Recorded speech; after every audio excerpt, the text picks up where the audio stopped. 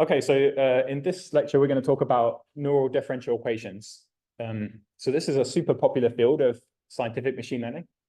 And again, the idea is to kind of put neural networks into our traditional scientific workflows.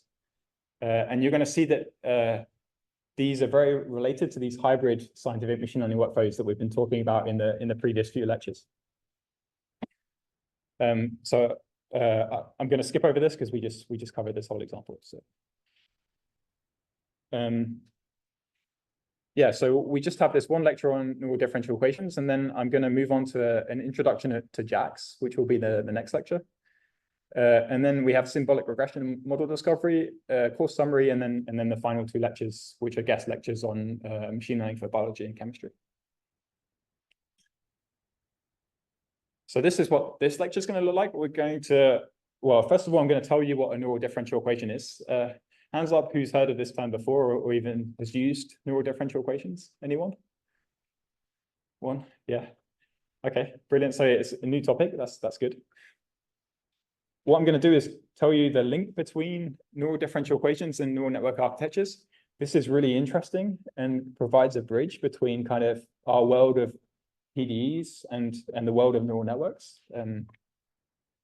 And then I'm going to tell you about state-of-the-art neural differential equations. And I have two examples of models. One is a coupled oscillatory RNN, and another are diffusion models, which you can think of as neural differential equations. So I'll explain all of this as I get to it.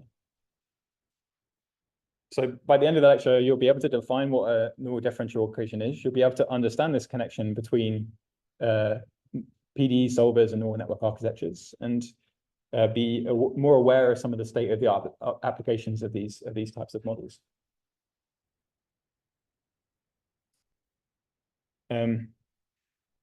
So what I'm going to talk about is this Lotka-Volterra system. So who has seen this dynamical model before?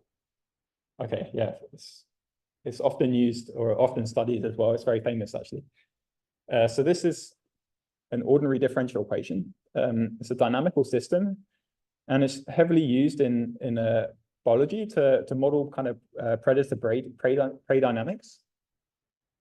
And so what we're modeling is two variables, the x and y here in the equations, which just model the population of a predator population and a prey distribution, a prey population.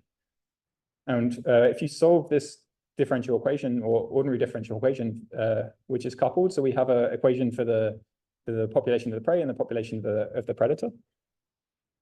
The types of solutions you get are these solutions where the prey starts to eat the predator starts to eat the prey, and so the prey populations go down, and then the predator populations go down after that because there's less prey. So you have kind of a lag system. And you also have an oscillatory system, so you see the dynamics oscillate through time. And of course, the characteristics of these oscillations, like the frequency and the height, and et cetera, all just depend on these kind of constants that we choose in our underlying differential equation. You know, things like the maximum prey birth rate, the effect of the predators on the prey, et cetera, et cetera. Who's with me? That makes sense? Yeah. Okay, so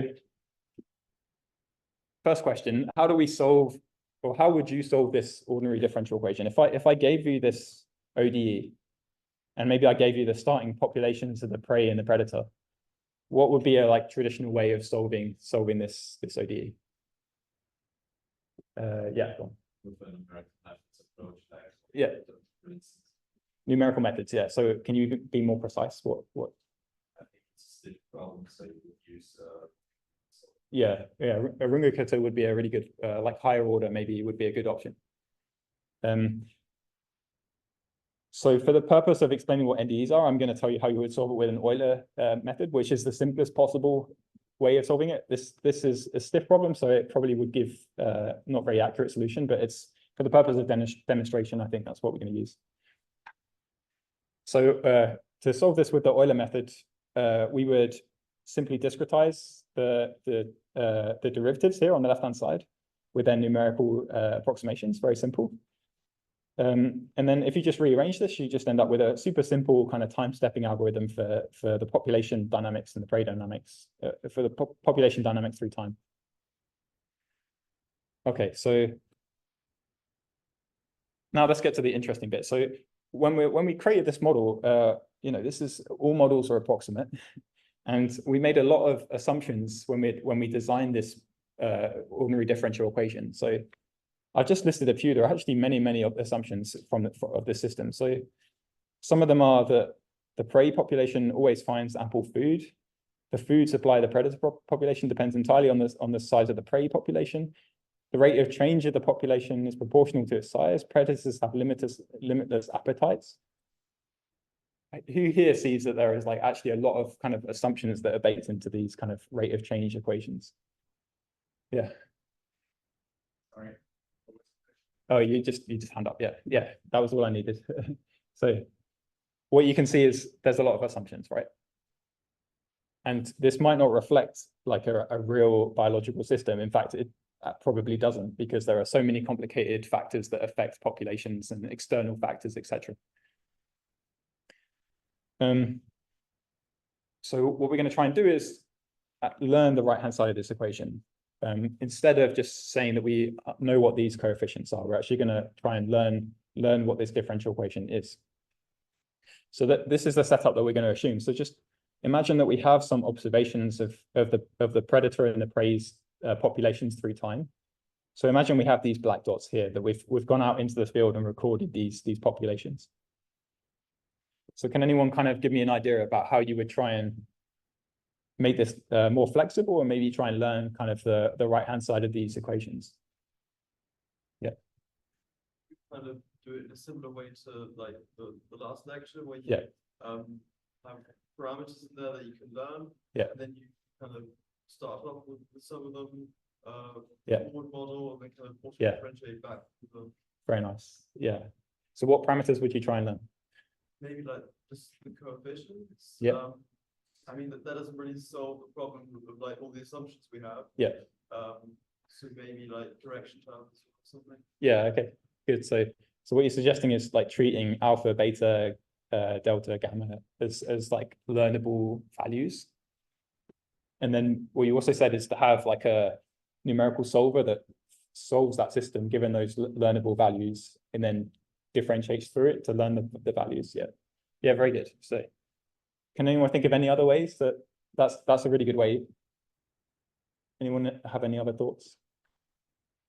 Okay. So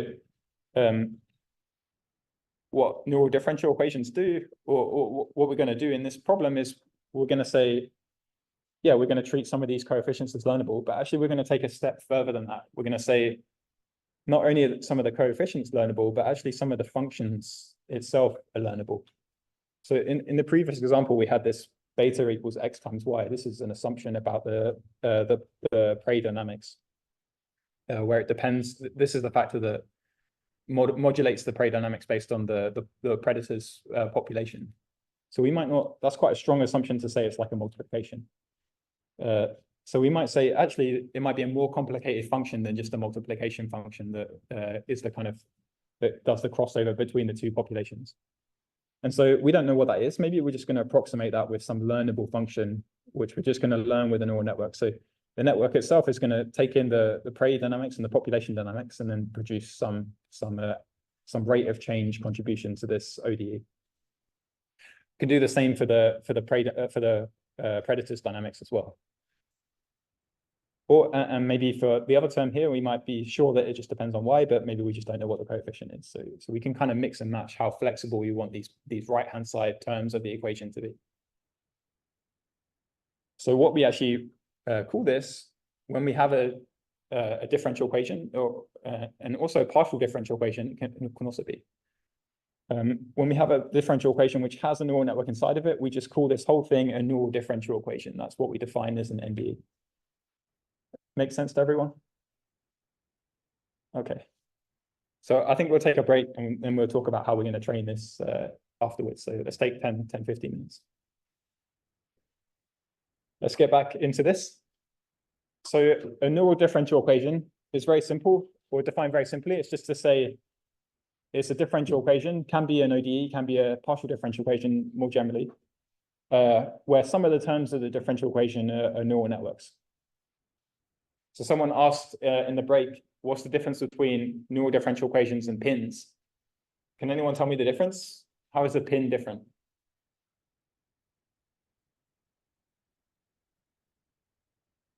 Yeah, please. You're approximating two variables, so to say x and y. Yeah. Which is one. Yeah. Yeah. It's kind of complementary to each other. Yeah. E6 and its overs. Yeah. Neural. Yeah. The equation is neural and its overs. Yeah. It's fixed. Yeah. Yeah. You got it. Yeah. So a pin, physics informed neural network. Remember, we write for a physics informed network, we say the solution to the differential equation is approximated by a neural network. So in this case, we would, for a pin would say x and y here is approximated by some neural network as a function of time. And the pin offers a way to solve the differential equation. Here, the neural network is not solving the differential equation, it's just part of the differential equation itself. So it's a bit different. So yeah, how do we solve this system of ODEs numerically? So now that we've replaced the terms with a neural network, how could we solve this? Anyone else who hasn't answered yet? Can anyone guess?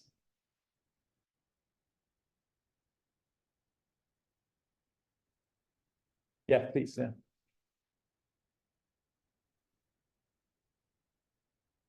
Exactly. Yeah. So we can use the same method to solve this, even though this is a neural network. This is just a mathematical function at the end of the day, which is analytical. So we do the same thing. We just discretize the derivatives just like we did before, and now we just call the neural network every time we do the time step, just like we would call the x times y function when we do the standard Euler solver. So we just end up with a very similar time stepping algorithm where now inside this time stepping algorithm, we just have some neural networks that are called every time step. So what I can do is just, again, write this as some pseudocode. So we just have some function which takes our initial values of the populations here in the time step. And now we also input the parameters of the neural network. And then we just do our Euler algorithm. So we just do our very simple time stepping, just rewriting these equations into the code. And inside this for algorithm, we have a neural network that we're calling. So who thinks this looks similar to these to the solver in the loop hybrid method and also that inverse method that I just talked about? Looks similar? If you just think of it from a code perspective, like again, all we have is a function. We have a for loop, and inside the for loop, a neural network is being called. This is like algorithmically very simple, even though it's a completely different task. Algorithmically, it's exactly the same as these hybrid methods that we've been talking about. So this is an example. This is an example of a hybrid simulation workflow. It's just another way to think of it. Okay, so now the final question we have to ask is, how are we going to train these neural networks? So suppose I give you these population measurements from some unknown dynamics, these points here. How are we going to train the neural network based on this data to learn these neural network terms? Anyone tell me a loss function? Yeah. Yeah. Yeah. Good. Yeah, I think you're starting to get it now. So yeah, it's again, we just think about what the inputs and what the outputs of this function. So we just start with our initial values, which we're told from our data, and the outputs are the final populations. We can also output the whole population as a function of time from the solver, and so we can just say the loss function is, the outputs of the Euler solver, this function that we're calling, and the difference between that and the observed data that we have. So wherever we have a observed data point, we just spit out that data point from the solver, and we just create a loss function to match it. It's very simple. Again, autodiff, super powerful technique, is now allowing us to solve or train neural differential equations as well as pins, as well as hybrid workflows, as well as neural operators. Okay. So yeah, this paper called Universal Differential Equations. They studied using normal differential equations to solve this Lotka-Volterra system, and they did exactly this. So they assumed that their PDE had this structure with some learnable components in these neural networks. And this is a plot from the paper, and so what they're showing here is the data that they trained the NDE on, once the network had been trained, they're also plotting the solution, the population dynamics as a function of time output by the solver. And basically they were able to exactly match this data. This is actually a fairly simple kind of learning task. So once we've trained the neural networks, kind of the next question is, can we learn anything about the physics? So these are still black box functions. They've learned some function that we're not sure about.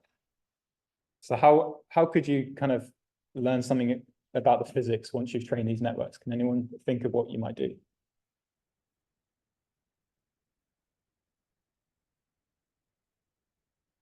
Okay, so I'll tell you because it's not immediately obvious. But what you can do is just plot the neural network as a function of its inputs. The network here is just a function of x and y. So this is just a 2D, a scalar value as a function of 2D. So it just looks like an image. So I can just plot this as a function of x and y. And depending on the data and the underlying dynamics, you can sometimes just do symbolic regression on this function, or just even look at it like manual inspection and see that this is just x times y. So what people often do once they've trained these neural differential equations is do an extra step on top, which is symbolic regression of these trained networks to try and discover the underlying symbolic form of the expression. So I mean, it's not always possible depending on how complicated the dynamics are, but in this case, they did assume that it was just a simple underlying XY kind of curve to learn. Yeah. Is it possible to learn Yiddish?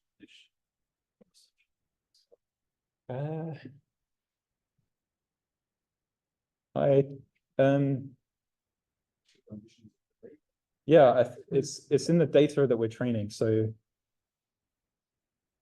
I'm just imagining if you didn't have the initial condition, I guess you could treat these inputs as learnable values. I think that's possible because this would just be a part of theta, and we would just take just two learnable values, and then it would become some kind of weird hybrid where we're kind of like learning the initial conditions but also the PDE at the same time. But yeah, I think it's possible. Yeah, but yeah, we just, as Ralph said, it's just in the data for now. Yeah. Okay. So what's really cool is that I can take this learned PDE and just carry out this hybrid solver for longer time steps. Like I don't just have to simulate for the length of the data. Like once I've trained this neural differential equation, I can just carry on simulating, just calling the solver longer and longer.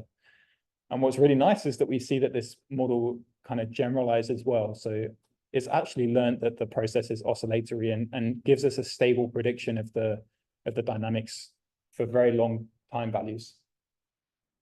Yeah. And also connecting to the previous example. Yeah. Yeah.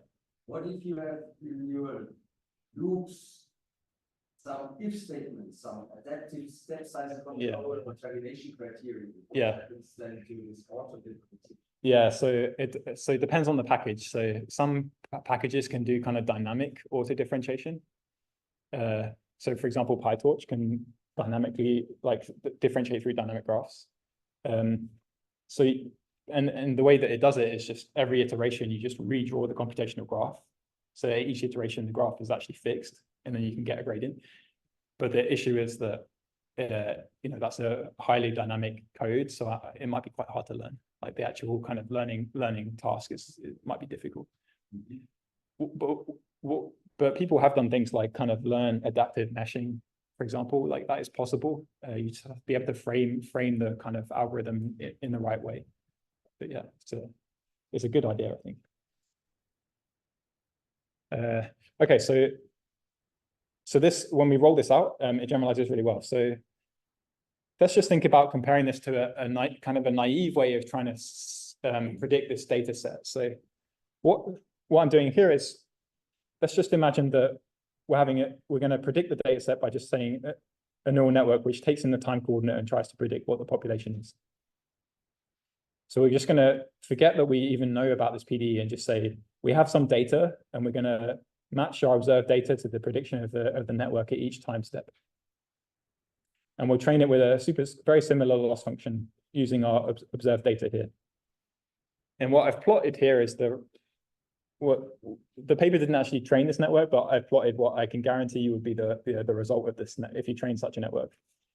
And this would be the result where the network is able to match where it has training data and give you a good prediction. But as soon as I query this naive network for a time value that it hasn't seen in its training data, it's just going to give you a really bad prediction. This is just the generalization error of neural networks showing up here. So my question is this, like, why is this left-hand side approach? Why is a neural differential equation so much better than just training like a naive network in this situation? Who knows the answer?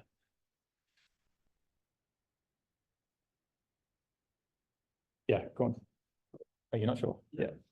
No, well, it's kind of because we learn the problem, right? Yeah. And not the solution. So like, it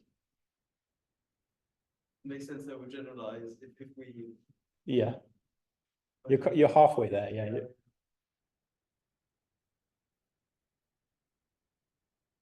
Yeah. Somehow it has to learn the underlying distribution. So when it sees an out of distribution, then it Yeah. connects it with regular MLP. Yeah. Learn the underlying distribution. Yeah. Yeah. Yeah. Go on. Yeah. Yes. Yeah. Yeah.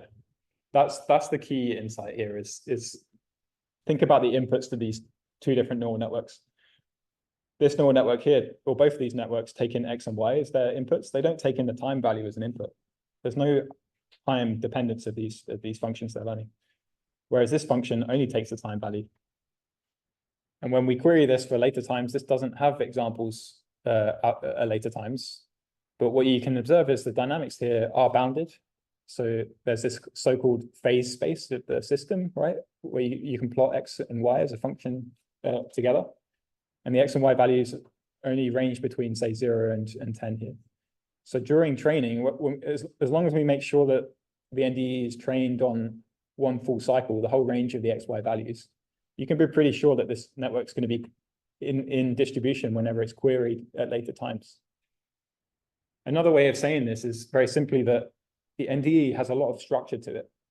Like as well as these networks, we're assuming a really rigid structure of the underlying dynamics, like assuming it's a first order system rate of change equation.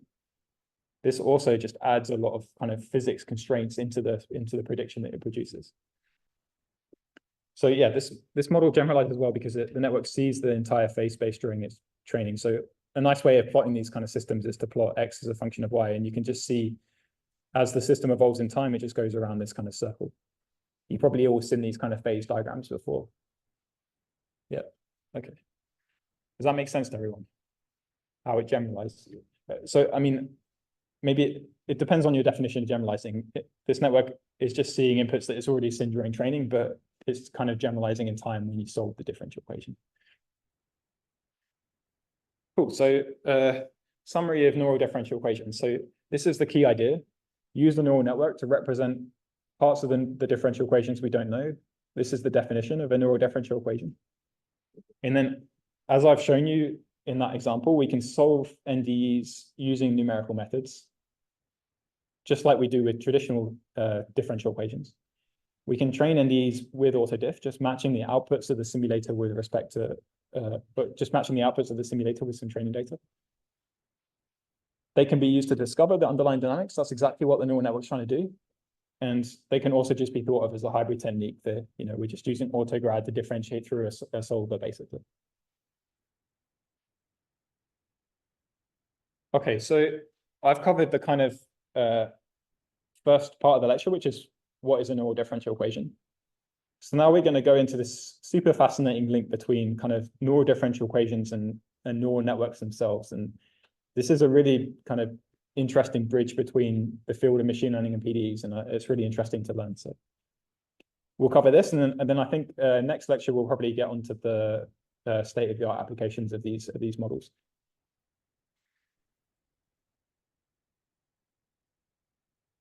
So we can define more generally a null ordinary differential equation. And so we can just take that kind of Lotka-Volterra system and just abstract it to just any ordinary differential equation, which we can write like this, where we just have some vector that depends on a single variable t, and its rate of change just is some vector valued function here.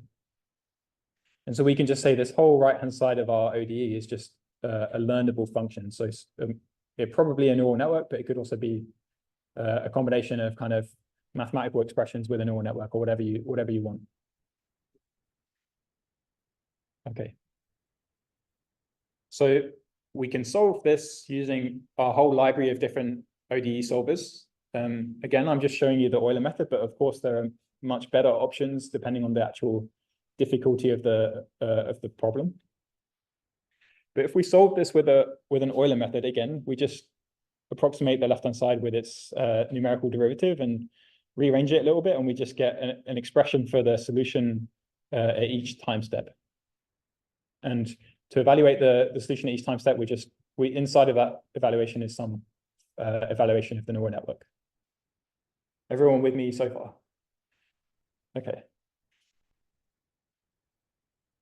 So what's super useful is to actually just draw this out as a diagram. And then you can start seeing connections. So if I just write this workflow out as a graphical diagram here. So at the bottom here is the current time step, the value of x. And then we're just going to evaluate the neural network, and we're just going to add that to x and also times it by the time step here. So as a kind of graph diagram, what does this remind you of? Anyone think that this looks familiar somehow? Yeah, go on. Residual connection. Yeah, absolutely. This is exactly the diagram for a residual connection in a neural network. Remember, a residual connection just takes x here in a neural network would be like the hidden state of the network or just some input. And we pass it through some neural network layer. It could be like a convolutional layer or fully connected layer or whatever. And then we just add a skip connection. So we just add the hidden state back to the output of the neural network. So what you should immediately start realizing is that this discretized version of the ordinary differential equation is doing a residual step, or at least each step is doing each time step here is a residual network. So yeah, this is the kind of key insight here. So what I can do is I can just draw out, this is now just a drawing of a ResNet. You know, what we do with ResNets is we stack these residual layers together and have like 10-layer ResNets, 50-layer ResNets. And what you can see in the ResNets are actually just Euler ODE solvers. Like each ResNet layer here is just doing it one step of an Euler solver. And kind of in the limit of an infinite number of layers, so as like our time step goes to 0, mathematically ResNets just solve this ordinary differential equation here. So yeah, training a ResNet is also just the same when we're learning these weights of the ResNet here. It's also just the same as learning the right-hand side of the ODE.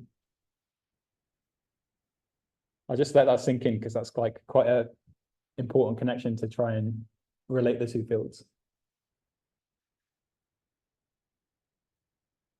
So this was this kind of link was just kind of talked about and interpreted in this paper. This is a really famous paper. It's definitely worth reading, Neural Ordinary Differential Equations. And yeah, it's simply this. ResNets are Euler ODE solvers in the limit. Okay, so we define the Neural Ordinary Differential Equation as this, and we have this learnable function here. But as we've been talking about, when we just assumed that we used an Euler solver, and when we use that Euler solver, we saw that it gives us a residual connection or looks like a ResNet. But what else could we use if we know that this is like a stiff problem to solve, as we were talking about before? There are many other numerical solvers, right? Yeah. Well, as kind of counterpoint to the explicit Euler implicit problems, you might use an implicit. Implicit methods, yeah. Any other options? There are many, obviously. Yeah, so you mentioned Runge-Kutta. So we could use that, for example. So I'm not going to go into how this method is derived, but there are many classes you can take on this. But this is the time stepping algorithm that you would use, and it's just a more complex computation at the end of the day, where we're computing these intermediate vectors, these K1, K2, K3, K4, which just have these expressions here, and all of these are just calling the neural network in kind of a more complex mathematical function. But it's the same deal. We start with a time step, we get an output time step, and it just depends on the neural network. And so what I can draw here is that kind of computational graph of all those kind of calls of the neural network and how they're added together and connected together. So now that we already know that we can interpret these neural differential equation solvers as neural network architectures, right? The Euler solver was a ResNet. We can just interpret this as like a custom neural network architecture. This is like a custom residual block that's just more complicated than just a simple skip connection. It's got a bunch of other stuff going on. But you could think of creating a neural network which is just composed of all of these residual blocks and then just training that to do any machine learning task like we would do a ResNet. So this is the next insight, is that kind of other solvers define other neural network architectures. So you can have the same PDE, but the way that you discretize it might change the architecture that falls out.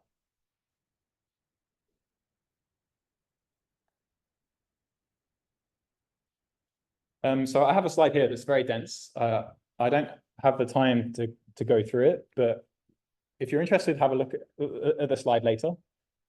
But what I'm showing here is that if you just think of a convolutional neural network, a CNN, and in particular just a 1D convolutional layer with just 3 weights in the filter, you can actually derive the kind of underlying PDE that network solves in the limit of like an infinite number of CNN layers. So yeah, the question I'm asking here is, okay, so what if we know that neural network architectures in the limit solve differential equations, what differential equation does a CNN solve? And it turns out this CNN solves this underlying PDE here. So it's super interesting to kind of reinterpret neural network architectures as solving differential equations. And this is kind of the key link here, is that we can interpret neural networks as discretized differential equation solvers. And once we've formed that bridge, we've got some really interesting things we can learn. So we can take, for example, all of our understanding of PDEs and their solutions and how hard they are to solve and all these interesting things we know about PDEs. And we can help feed that into understanding which architectures to use to design neural networks to have certain properties, also to help us understand how to train those neural network architectures. The link also goes the other way. We can take some of our best architectures that we know from machine learning, things like transformers or residual networks and such, and help us maybe solve PDEs or think about framing PDEs in a different way. So this is a super cool link, and NDEs can help us kind of interpret the dynamics of neural network architectures. So I hope everyone understands that link. Have you got any questions on this before? I do have time to move on, I think, to the next part. So. Everyone see the link? Okay, good. So I'll talk about, I'll start talking about these coupled oscillatory unknowns. So what I want to show you now is some kind of applications of neural differential equations that are interesting. And there's a kind of realization here that in that very first example that I showed you, where we were using a neural differential equation to learn like a physical system, that the Lotka-Volterra dynamics. Yeah, in that case, we actually wanted to learn like the dynamics of the system. But what I've just showed you is that neural differential equation solvers can be used as just neural network architectures, and in that way, we can actually just use neural differential equations to solve machine learning tasks rather than just to learn these underlying dynamics. we can just think of this NDE solver as just some new custom neural network architecture with some learnable parameters. And it just takes some inputs and produces some outputs, and we're just going to use that as a machine learning model. So we can train these NDEs on like machine learning type tasks. So we can say the input here, instead of it being something physically understandable, like the initial prey or population dynamics, instead it's going to be some machine learning input, like an image that we want to classify, and the output of the solver might be like a classification of the class of that image. And when we train the NDE, we're just going to try and learn this kind of nonlinear mapping. So yeah, this is the key. The next key idea is discretized NDE solvers can be thought of as custom architectures. Why not use an NDE to model any data set and not just a physical system? Yeah. So is the NDE kind of in a way discovering the equation solving it? Yeah. I mean, it is for sure, because we're assuming we're discretizing an underlying differential equation. So, which is really interesting, because you can not only can you just learn a good function that solves this task with high accuracy, you can then look at that PDE that is actually learned underneath and use that to help interpret the neural network. And that might tell you something interesting about the types of functions that it's learned. And so this is why this link is so interesting, because these neural differential equations help us interpret the kind of dynamics of the neural network. So you could look, for example, at how this hidden state of the network evolves over time and see how it changes the input to the output, for example. Okay.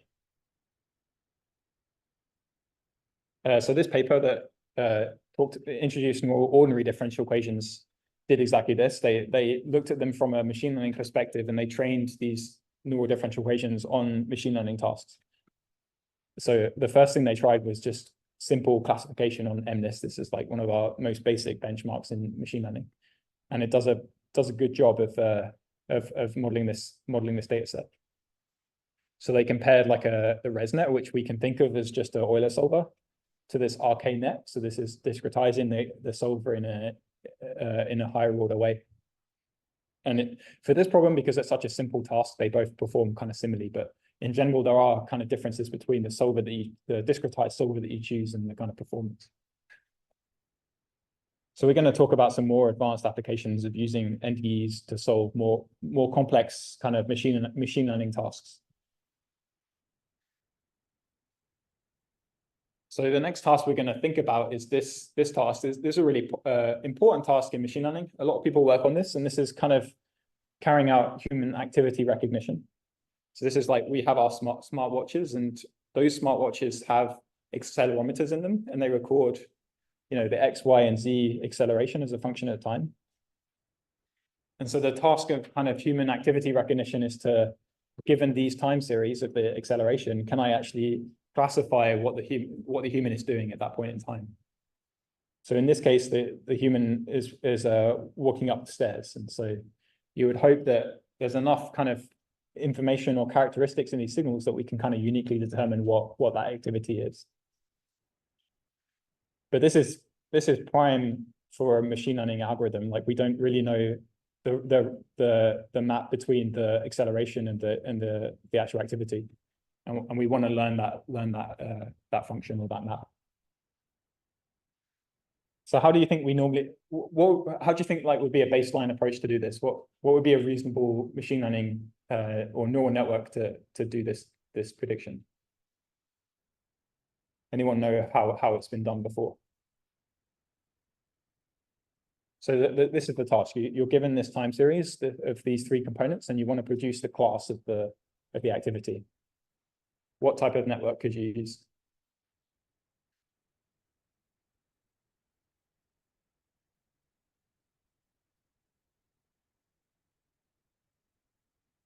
Anyone know of any neural networks that can deal with time series data very well? Yeah. Like kind of LSTM. LSTM, yeah. Or more simply, just a GRU, yeah. So these are examples of recurrent neural networks. So RNNs. Who's heard of RNNs before? Just checking. Yeah, most of you. Okay, good. So this is what an RNN would do, a recursive neural network. they have a neural network architecture that looks like this. And what it is just a neural network that takes in the input at each time step. So in this case, the network would take in the acceleration X, Y, Z value at each time step. That would be one input to the network. Another input would be what we call the hidden state of the RNN. This is just another vector, which you can think of as holding some sort of memory or kind of, yeah, persistent kind of representation of the problem. You pass those inputs and the network produces a new hidden state based on those, or updates the hidden state based on those inputs. And then we just recursively do that for every time step. So then we feed in the next acceleration value, then we call the network again and just unroll for as many time steps as we have. And typically this neural network here is the same neural network. So it shares its weights across each time step. So we don't have separate neural networks in each box.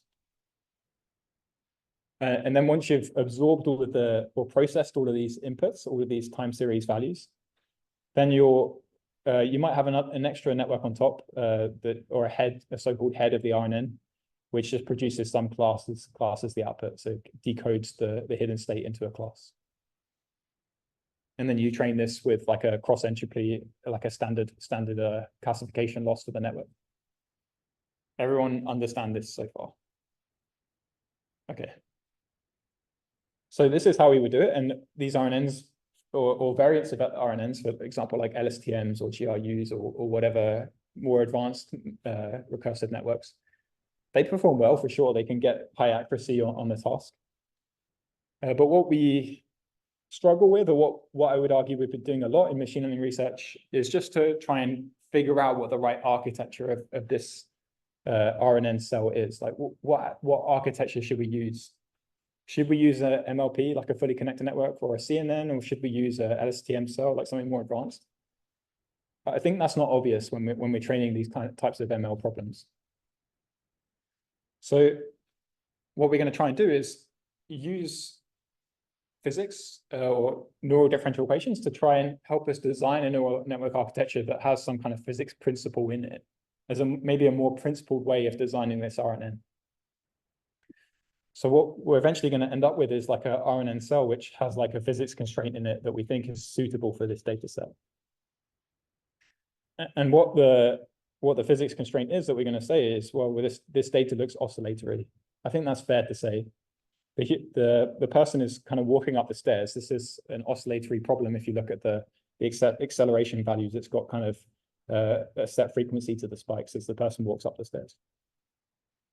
So this is kind of the general concept that we're just going to try and put into this architecture that we're designing. Okay.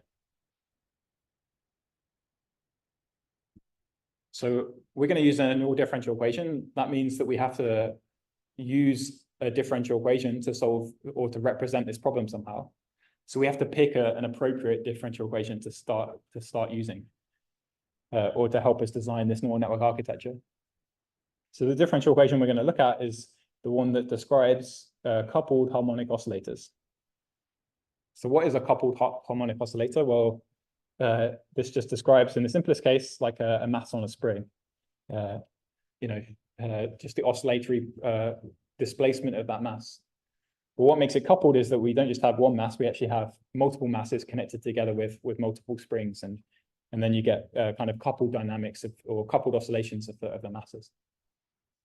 So who's seen this before in like your physics lectures or chemistry lectures? Like, yeah, everything is an oscillatory process. That's what I learned in physics.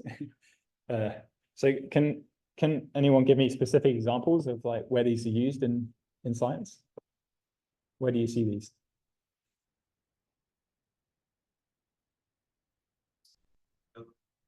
So what physics systems or chemistry systems can be described as coupled oscillators?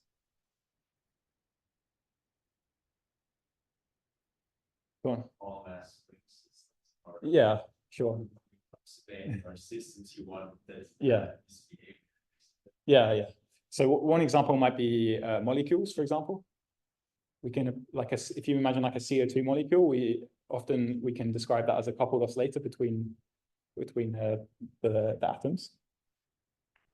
There are other examples of these systems that we can model with coupled oscillators. So yeah, see, molecules are an example of one. Another are just these suspension bridges, for example, in engineering. So this is a really famous bridge that broke in half because they didn't design the bridge well enough to deal with the wind blowing over the bridge.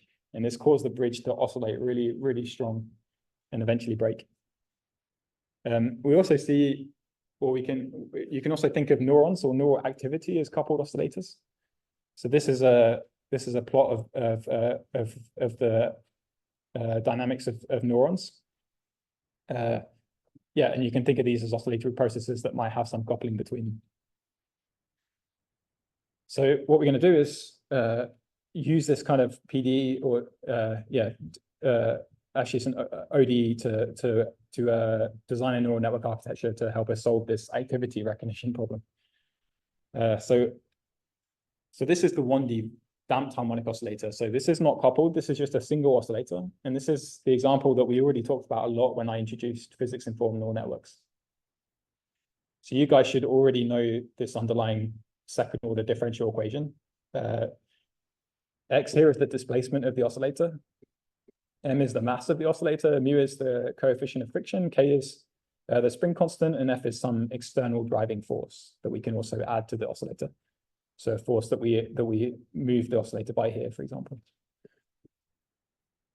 So what determines the frequency of the oscillator? Anyone know? Which coefficients? Yeah. Yeah, primarily. I think actually the coefficient of friction also turns up as well when it's damped, but yeah, primarily the spring constant and the mass, yeah. And the coefficient of friction just tells us how quickly this oscillator decays. But you can imagine if we have some driving force, then the energy might increase, it might actually get higher. Okay, so this is the equivalent equation for a coupled harmonic oscillator. But there's quite a few changes. So I'm gonna tell you what these changes are. So the first change is now we're modeling not just the displacement of one oscillator, but the displacement of n oscillators in general. So now X here, instead of being a scalar, is now going to be a vector. So what this becomes is instead of just a single ordinary differential equation, now it's a coupled set of ordinary differential equations. And so what also happens is instead of these mass and coefficient of friction and spring constants as being scalar quantities, in general, they can now become matrices, which we times. So we write this ODE system like this. And the mass matrix is just going to be diagonal matrix, which just pulls out the mass of each oscillator. But these W and V matrices here, in general, if these oscillators weren't coupled, if they were completely independent, the W and V matrices would also be diagonal. But when we have some coupling, when we have like springs connecting these together, then these matrices have elements and they're off diagonals. So that's what introduces these kind of coupling between these variables. The last thing that we've assumed here is we've wrapped this whole thing with a tan H. So what that is doing is it's introducing a nonlinearity into the equation. So what physically do you think that tan H does? What is it saying? Anyone know?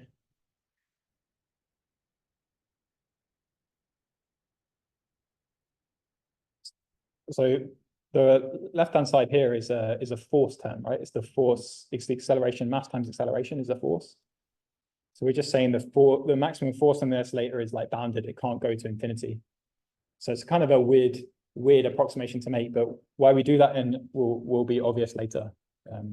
But yeah, we're just saying this is now a nonlinear version of the oscillator.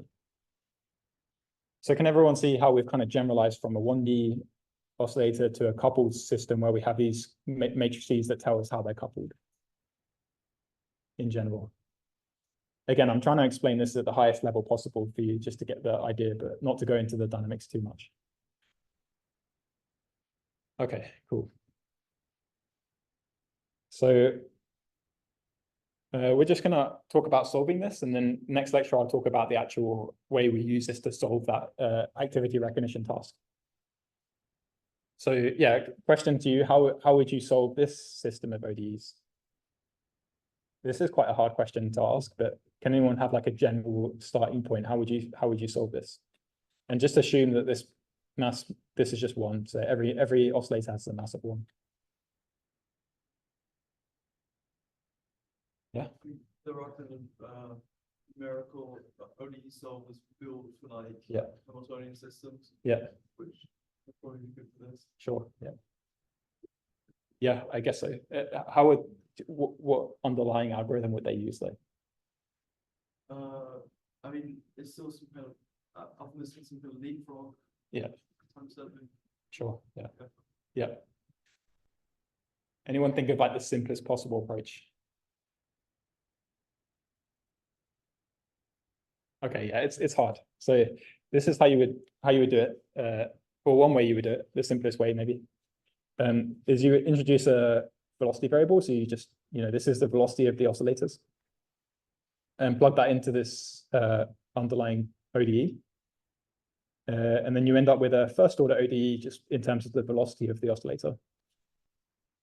And the X value as well. And then you can just discretize this differential, this dv by dt, so the acceleration, numerically, and then that just ends up with two expressions for x by discretizing this, and for v by discretizing this.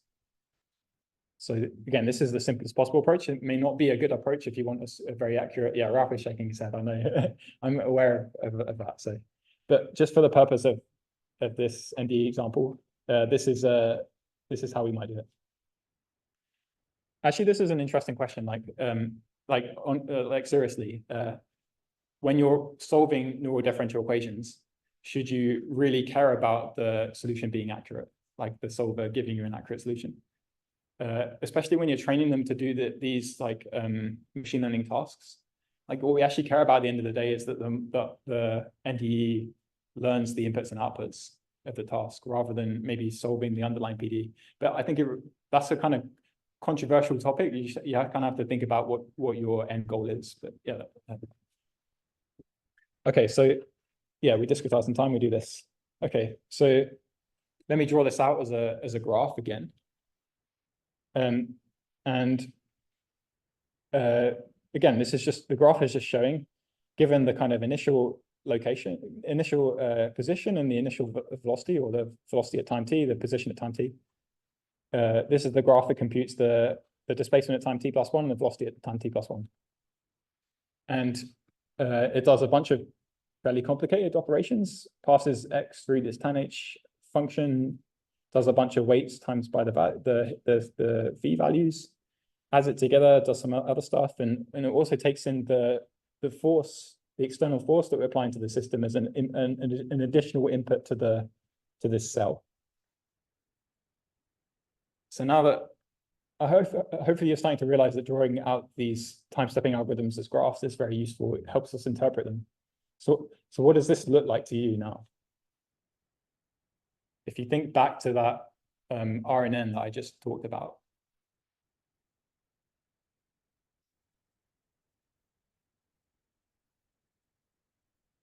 Can anyone draw like any analogies to an RNN in this case?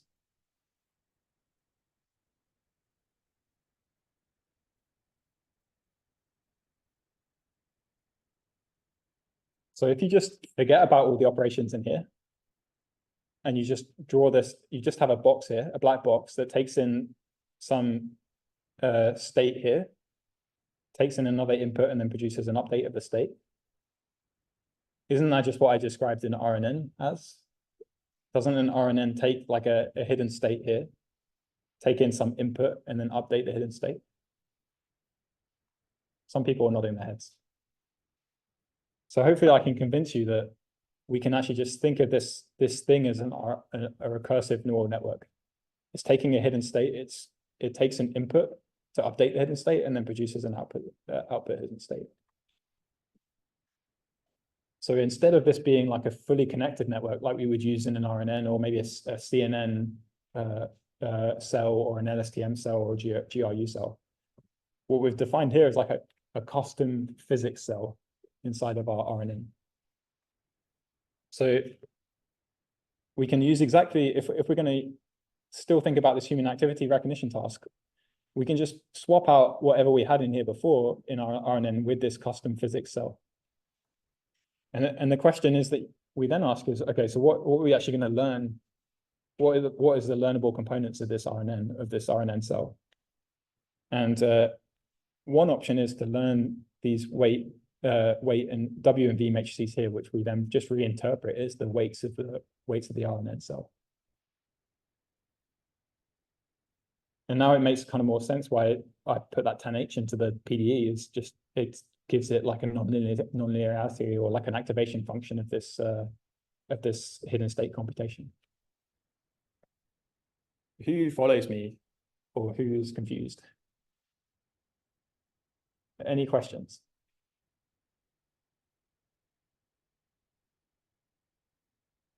So we're doing the same thing. We're defining a differential equation. We're discretizing the differential equation and interpreting that as a neural network. And in this case, we can interpret this as like an RNN, where these W and V matrices, which if you go back to the underlying differential equation, the W and V matrices here are the dampening coefficients and the spring constants of the different oscillators.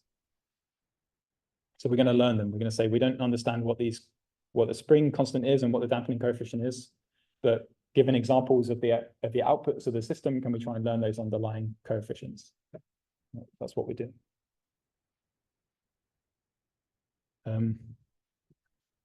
So I think I'll stop there and we'll talk about the performance of this next lecture. So yeah, thanks for coming. See you on Friday. So yeah, we train it just like we would train a standard RNN, same training data. Training data, all the data you need is just examples of these accelerometer time series and the class of whatever the person was doing at that point in time. So typically, to create a single class prediction, you would just take like a single window of time values, maybe 10 seconds or something. And what this paper did, this is a paper from our lab at ETH, who proposed this kind of architecture, this discretization of these coupled oscillators and the interpretation of that as an RNN. And they compared this co-RNN, so it's called a coupled oscillatory RNN, a co-RNN. Compared this architecture to many other kind of state-of-the-art recursive neural networks, so like LSTMs and GRUs and other more advanced variants of those. And at least for this task of human activity recognition, they performed very, very well, very competitive with these other methods. So what kind of was really interesting for me when I was reading this paper was, yeah, for me, it's intuitive that such a model with like oscillatory dynamics would perform well when the data is oscillatory.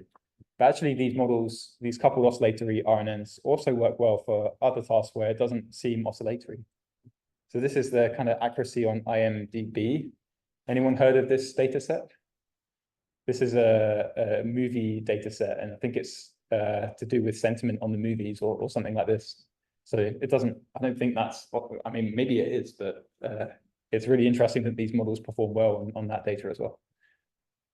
Yeah. Service model is co-RNN. Is it the same one, just the over scheme? Or yes. They propose a few different discretizations. They have an implicit version as well. And I'm not sure exactly which one they chose, but yeah. And so this is really highlighting the point that even though we're using a PDE to define a network architecture, we're kind of moving away from the fundamental system that it's used to model and just using it for some other machine learning tasks. It's kind of interesting. Yeah. Was the accuracy measured according to the data you have, or was it measured to the actual acceleration the human body experience? So I think it's all real data. I think they just did a lab experiment of people walking and labeling. And I think it's just test, yeah, well, it is test accuracy. So it's not kind of out of distribution tests. So, yeah. Okay, so you could imagine you could come up with your own PDE. It doesn't have to be a coupled oscillator. It could be like a nonlinear pendulum or a reaction diffusion equation or what. You can just take your pick and discretize it and train it as a new model, and it's kind of interesting to interpret. So that they did one other thing which is very interesting is you can plot. So remember the hidden state of this RNN, of this coupled oscillatory RNN, is exactly just telling you how these oscillators, their displacement evolves over time. Because that's the hidden state, right? It's telling you the displacement and velocity of those oscillators. So you can actually just plot the hidden state as a function of time. Basically, you know, the hidden state at each time step here. And what you see is, yeah, it looks very much like a coupled oscillator. The hidden state is evolving with lots of oscillations that are all coupled together. So that's really cool. It gives us kind of a way to interpret how the hidden state is like evolving. What's even more interesting is, and in the paper they show this, and you can see it, the paper for the proof. If you just think about these coupled oscillators as they're moving around, if I don't have any force put into the system, then the system just obeys conservation of energy, right? There's no energy put into the system. It just keeps if there's no dampening, that it just keeps the same. And so what that does is just places a bound on the maximum amplitude of a single oscillator. Like it can't go above a certain amplitude. And so that's really nice because that actually leads to the result that inside the hidden state, these co-RNNs won't explode. Like the value is not going to explode, and that means that if you think about backpropagating through it, that you're not going to have a problem of exploding gradients in these models. So they show this more mathematically, but this is a really desirable property of RNNs. This is one of the limitations of standard RNNs, is this so-called like vanishing gradient or exploding gradient issue. So a really nice kind of interpretation of this type of model. And again, this is because we've used a PDE, which we know a lot about, to kind of build this model instead of just kind of guessing what the model structure should be. Okay. Any questions on this? Otherwise, I'm going to move on to something different. Okay.